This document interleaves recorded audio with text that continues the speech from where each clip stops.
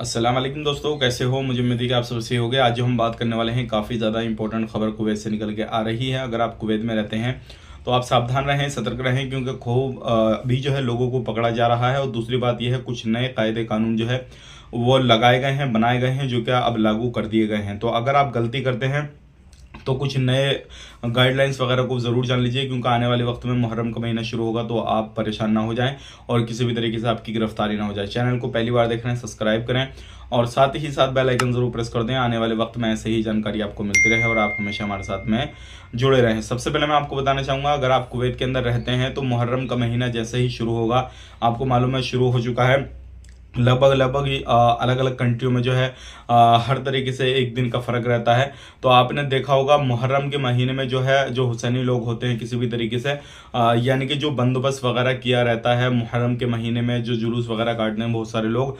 तो कुवैत के अंदर भी इस चीज़ पे जो है ध्यान रखा गया है और कहा गया है कि किसी भी तरीके से आप किसी कंट्री का अपने साथ फ्लैग वगैरह नहीं लेके चल सकते, कोई इस तरीके से झंडा वगैरह लेके नहीं चल सकते, भीड़ जमा नहीं कर सकते। जहाँ पर अलाउ है, जिस जगह की परमिशन है, जो बाउंड्री वगैरह कर रखी है, सिर्फ उन्हीं जगहों पे आप ये काम कर सकते हैं। उससे अलग कहीं पे भी आप भीड़ वगैरह को इकट्ठा नहीं कर सकते और शोर शराबा बिल्कुल नहीं कर सकते। तो ये काफ़ी ज़्यादा इंपॉर्टेंट है, क्योंकि अगर आप कुवैत के अंदर रहते हैं, किसी भी तरीके से कुवैत में कोई भी नारे वगैरह लगाते हैं, किसी भी चीज़ को लेकर कहीं कैसे भी नारे वगैरह लगाते हैं, तो आपके ऊपर तुरंत कार्रवाई की जाएगी। नारे लगाना बिल्कुल मना है कुवैत के अंदर। और ये गवर्नमेंट ने अभी अपडेट दिया है कि मुहर्रम का महीना जैसे ही शुरू होगा तो ये चीज़ को आपको फॉलो करना है। और हर तरफ, चारों तरफ कुवैत के अंदर जो है टीमें तैनात की गई हैं, अलग अलग जो है चेकिंग वगैरह भी कर रही हैं और पुलिस वाले अलग अलग तैनात किए गए हैं, ताकि किसी भी तरीके से माहौल ना बिगड़े और कोई भी इस तरीके की जो है गलत हरकतें ना करे।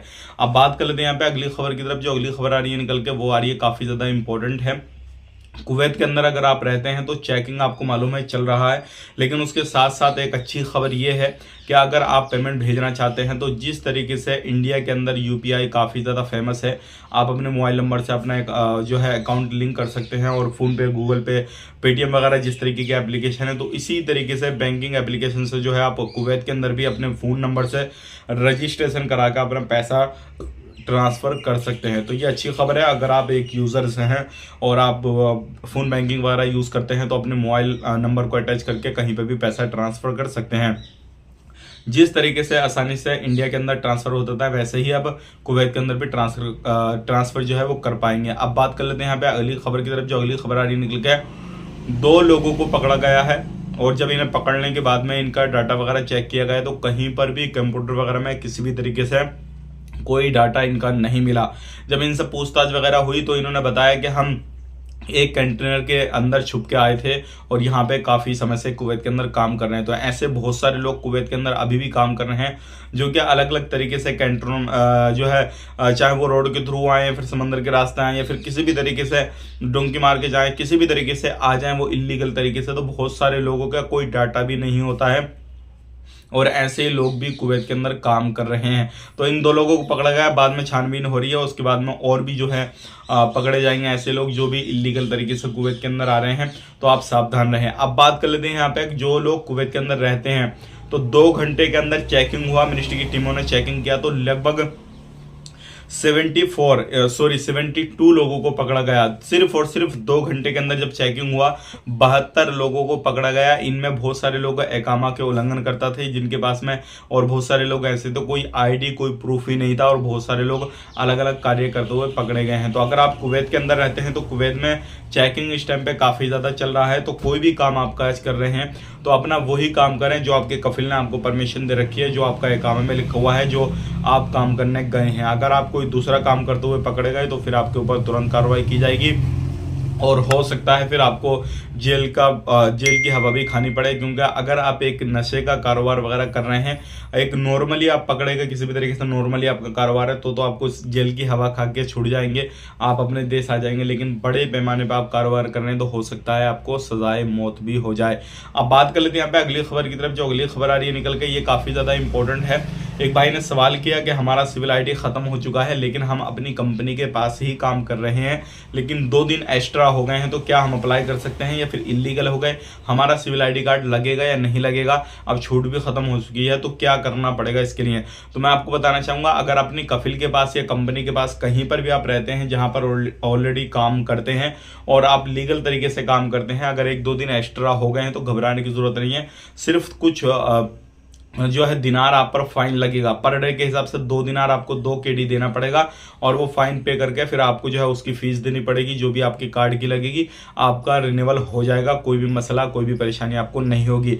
लेकिन अगर आप अपने कफिल के पास से भागे हुए हैं, कंपनी से भागे हुए हैं, फिर आप ये चीज़ें आपके पास में सिविल आईडी कार्ड हो या ना हो, वैलिड हो, एक्सपायरी हो गया, कुछ भी हो, फिर उसकी कोई ज़रूरत भी नहीं है और ना ही वो आपका कहीं पे भी काम करेगा। बस ये काम कर सकता है अगर आपके कफिल ने, कंपनी ने कोई भी कंप्लेन वगैरह दर्ज नहीं की है आपके फरार होने की, तो आप कहीं पे बिना काम करते हुए पकड़े गए, घूमते फिरते पकड़े गए, तो आपके पास में वो आईडी होगा, वैलिड आईडी होना चाहिए, एक्सपायरी नहीं, वैलिड आईडी होगा तो दिखा के आप कहीं पे भी घूम फिर सकते हैं जब तक वो आईडी आपका वैलिड रहेगा। लेकिन जैसे एक्सपायर हो जाएगा फिर वो भी काम में नहीं आएगा।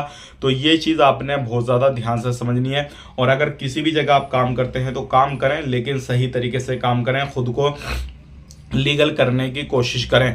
और अब तो आपके पास में जो रास्ता था, गवर्नमेंट ने जो आपको एक मौका दिया था लीगल होने का, वो मौका आपके हाथ से निकल चुका है। तो अब आपने करना क्या है, बहुत सारे लोग हमसे सवाल कर रहे हैं कि अब हम क्या करें। हम उस टाइम पे चाहते थे लेकिन हमने ये नहीं सोचा था कि इतना बड़ा चेकिंग होगा, इतनी बड़ी परेशानी हमें आने वाली है, तो अब हमें काफ़ी ज़्यादा परेशानी है। तो अब हम खुद को लीगल कैसे करें, तो सिर्फ और सिर्फ आपके पास में 2 रास्ते हैं अगर आप लीगल होना चाहते हैं।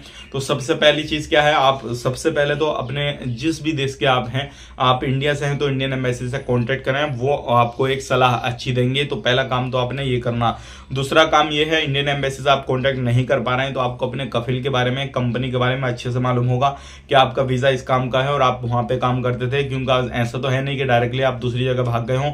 तो आपने थोड़े बहुत दिन अपने कफिल के पास काम ज़रूर किया होगा। तो अगर आपने उसके पास काम किया है तो आपने करना ये होगा, उनको कॉन्टेक्ट करना है और उनसे सुलह करनी है, सही तरीके से चीज़ों को उनको बताना है और उनको कहना है कि आप हमारा इकामा लगवा दीजिए या फिर हमारा जो भी है ये काम करवाइए। तो वो उनके हाथ में पूरा अभी भी जो है अधिकार है, वो आपको लीगल कर सकते हैं और अपने पास में काम पे रख सकते हैं। क्योंकि जितने दिन आप इलीगल रहे हैं उसकी कुछ फीस बनेगी, वो पे कर देंगे, उसके बाद में इकामे की फीस पे कर देंगे तो आपका लीगल हो जाएगा। उसके बाद में आप वहाँ पे काम करें ना करें, आप वहाँ से आ जाएं तो आप इलीगल नहीं होंगे। लेकिन अगर आप खुद से आना चाहेंगे तो फिर आपको जो है बल्दिया वाली टीम में आपको पकड़ेंगे और उसके बाद में जो है आपको फिंगर करके भेजा जाएगा। कभी भी आप कुवैत के अंदर एंटर नहीं कर पाएंगे और जितनी भी जो है गल्फ कंट्रियां हैं उनके अंदर 5 साल तक आप एंट्री नहीं कर पाएंगे। बहुत सारे लोगों का सवाल ये भी था कि हम गल्फ कंट्रियों में भी नहीं जा पाएंगे, कि हाँ नहीं जा पाएंगे, 5 साल तक आप किसी भी गल्फ कंट्री के अंदर नहीं जा पाएंगे और कुवैत के अंदर हमेशा के लिए आपको बैन कर दिया जाएगा।